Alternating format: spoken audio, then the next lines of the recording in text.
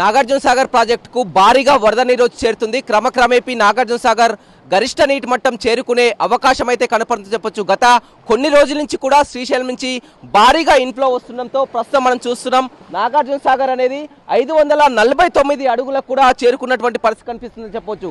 నాగార్జున సాగర్ పూర్తి స్థాయి నీటి మట్టం 590 అడుగులకు కాను ప్రస్తుతం 549 అడుగులకు చేరుకుంది. అంటే 203 టీఎంసీలకు కూడా చేరుకున్నటువంటి పరిస్థితి. 312 టీఎంసీలకు కాను ప్రస్తుతం 203 టీఎంసీలకు చేరుకుంది. గత వారం రోజుల నుంచి కూడా ఫ్లో కొనసాగుతుంది. ఒక దశలో 504 అడుగుల పూర్తిగా డెడ్ స్టోరేజ్ లో ఉన్నటువంటి నాగార్జున సాగర్ ప్రాజెక్టు ఎగువన కురుస్తున్నటువంటి భారీ వర్షాలతో అటు జూరాల, నారాయణపురం, శ్రీశైలం అన్ని కూడా మొత్తం నిండు కుండలా మారడంతో దిగువకు నీటిని విడుదల చేస్తున్నారు. 3 లక్షల పైగా కూడా ఇన్ఫ్లో వచ్చి చేరడంతో కూడా క్రమక్రమేపైనా పెరుగుతుంది. ఇంకా 4-5 రోజుల పాటు కూడా ఇదే విధమైనటువంటి ఫ్లో కొనసాగితే ఖచ్చితంగా నాగార్జున సాగర్ ప్రాజెక్టు కూడా నిండే అవకాశం ఉందని చెప్పవచ్చు. మరి కాసేపట్లోనే మంత్రులు ఉత్తమ్ కుమార్ రెడ్డి, కోమటిరెడ్డి వెంకటరెడ్డి ఇక్కడికి చేరుకొని కూడా ఎడమ కాలువకు ఇవాళ నీటిని విడుదల చేస్తున్నారు. ఎడమ కాలువ పరిధిలో ఇటు నల్గొండ, ఖమ్మం 2 జిల్లాలకు కూడా లక్షలాది ఎకరాలకు సాగునీరు అందించనున్నారు. ఇవాళ రైతులంతా సంతోషం వ్యక్తం చేస్తున్నారు. ఎందుకంటే ఇప్పటికీ 2 ఏళ్లుగా కూడా ఇక్కడ ఆయకట్టు కింద సాగర్ ప్రాజెక్టు నిండకపోవడంతో క్రాప్ హాలిడే ప్రకటించి కూడా 2 ఏళ్లుగా రైతులంతా ఎంతో మొత్తం పంటలు పండించినటువంటి పరిస్థితిలో ఇవాళ ఎడమ కాలువకు నీటిని విడుదల చేస్తుండడంతో సంతోషం వ్యక్తం చేస్తున్నారు. మధ్యాహ్నం 3 గంటల ప్రాంతంలో హైదరాబాద్ నుంచి హెలికాప్టర్లో మంత్రులు ఇరిగేషన్ మినిస్టర్ ఉత్తమ్ కుమార్ రెడ్డి, కోమటిరెడ్డి వెంకటరెడ్డి, పొంగులేటి శ్రీనివాస్ రెడ్డి, స్థానిక ఎంపీ రఘువీర్ రెడ్డి అంతా కూడా ఇక్కడికి చేరుకొని ఎడమ కాలువకు నీటిని విడుదల చేసిన తర్వాత ఇక్కడ డ్యామ్ దగ్గరికి వచ్చి డ్యామ్ పై సందర్శన చేసి వాటర్ లెవెల్ ని కూడా చూస్తారని చెప్పవచ్చు. మనం చూస్తున్నాం ఎంతో ఆహ్లాదకరంగా కనిపిస్తున్నటువంటి నాగార్జున సాగర్ ప్రాజెక్ట్ అనేది మొత్తం గత మొన్న చూసినైతే 2 రోజుల క్రితం చూసినైతే పూర్తిగా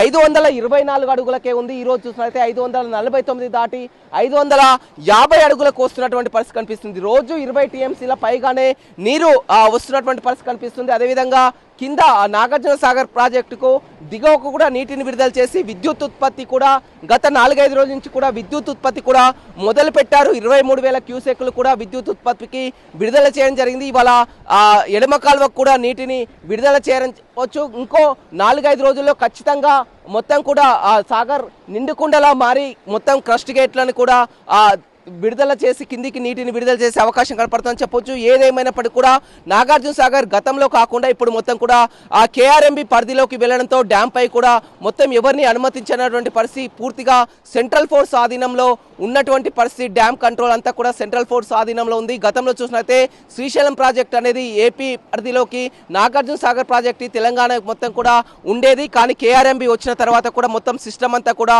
మారినటువంటి పరిస్థితి కనిపిస్తుంది. ఎందుకంటే గతంలో జల వివాదం కొనసాగింది. మొత్తం కూడా ఏపీ నుంచి వచ్చి అధికారులు ఇక్కడ తెలంగాణ పోలీసులపై దాడి చేయడం, అధికారులపై దాడి చేసి కూడా నీటిని విడుదల చేసుకున్నటువంటి పరిస్థితి గతంలో చూడడం. ఇక్కడ మొత్తం డ్యామ్ పై జలయుద్ధం కూడా దర్శనమైనటువంటి పరిస్థితి. అలాంటి పరిణామాలు మళ్ళీ చోటు చేసుకోకుండానే ఇప్పటికే కేంద్ర బలగాలు కూడా భారీగా మోహరించాయి.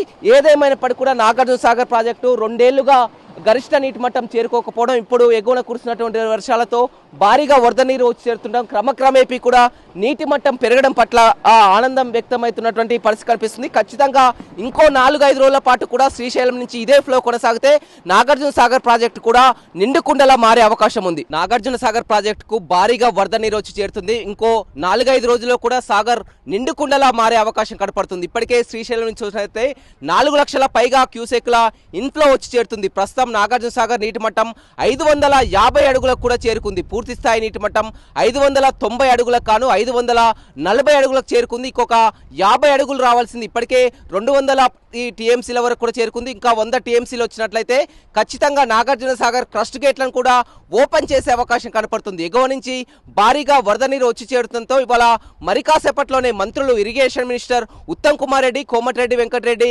ఇక్కడికి రానున్నారు. ఎడమ కాలువకు నీటిని విడుదల చేయనున్నారు. ఎడమ కాలువ పరిధిలో ఇటు నల్గొండ, ఖమ్మం 2 జిల్లాల్లో కూడా లక్షలాది ఎకరాలకు సాగునీరు అందించనుందని చెప్పవచ్చు. మొత్తం మీద మనం చూస్తున్నాం నాగార్జున సాగర్ డ్యామ్ వద్ద ఉన్నాం. నాగార్జున సాగర్ డ్యామ్ పై కూడా ఎక్స్క్లూజివ్ గా విజువల్స్ చూస్తున్నాం. ఎంతో ఆహ్లాదకరంగా మొత్తం కూడా గత వారం రోజుల క్రితం డెడ్ స్టోరేజ్ లో ఉన్నటువంటి నాగార్జున సాగర్ ప్రాజెక్ట్ అనేది ఇప్పుడు నిండుకుండలా మారుతున్నటువంటి పరిస్థితి కనిపిస్తుందని చెప్పవచ్చు. గత 4 రోజుల నుంచి కూడా ఫ్లో మాత్రం భారీగా వస్తుంది. రోజు 20 టీఎంసీల వరకు కూడా నీరు వచ్చి చేరుతున్నటువంటి పరిస్థితి అయితే కనిపిస్తుంది. దీంతో మొత్తం దిగువకు విద్యుత్ ఉత్పత్తికి గాను కూడా నీటిని దిగువకు విడుదల చేస్తున్నారు. 23,000 క్యూసెక్ల పైగా కూడా దిగువకు విద్యుత్ కోసం నీటిని విడుదల చేస్తున్నటువంటి పరిస్థితి అయితే కనిపిస్తుందని చెప్పొచ్చు. మనం డ్యామ్ పై చూస్తున్నాం. డ్యామ్ నుంచి చూసినట్టయితే డ్యామ్ ఇక్కడ లెఫ్ట్ సైడ్ లో పవర్ హౌస్ చూస్తున్నాం. ఏదైతే పవర్ హౌస్ ఉందో మనం పవర్ హౌస్ కి వెళ్తున్నటువంటి వాటర్ ని చూస్తున్నాం. పవర్ హౌస్ మొత్తం విద్యుత్ ఉత్పత్తి కోసం కూడా 23,000 క్యూసెక్ల నీటిని కూడా విడుదల చేస్తున్నారు. మొత్తం 611 మెగావాట్ల విద్యుత్ ఉత్పత్తి కూడా గత 4 రోజుల నుంచి కూడా మొదలైందని చెప్పవచ్చు. మొత్తం పవర్ హౌస్ లో 8 టర్బైన్లు ఉంటాయి. ప్రస్తుతం 6 టర్బైన్లు రన్ అవుతున్నటువంటి పరిస్థితి కనిపిస్తుంది. మొత్తం 816 మెగావాట్ల సామర్థ్యం కలిగినటువంటి ఈ పవర్ హౌస్ అని చెప్పవచ్చు. గత 2 సంవత్సరాల నుంచి కూడా నాగార్జున సాగర్ ప్రాజెక్ట్ కి నీరు రాకపోవడంతో పూర్తిగా పవర్ హౌస్ విద్యుత్ ఉత్పత్తి అనేది నిలిచిపోయింది. ఇప్పుడు ఎగువన కురుస్తున్నటువంటి వర్షాలతో ప్రాజెక్టులన్నీ నిండుకుండలా మారి నాగార్జున సాగర్ కు వాటర్ భారీగా వచ్చి చేరుతుండటంతో గత 4 రోజుల నుంచి కూడా విద్యుత్ ఉత్పత్తి కూడా ఇక్కడ స్టార్ట్ అయిందనే చెప్పవచ్చు.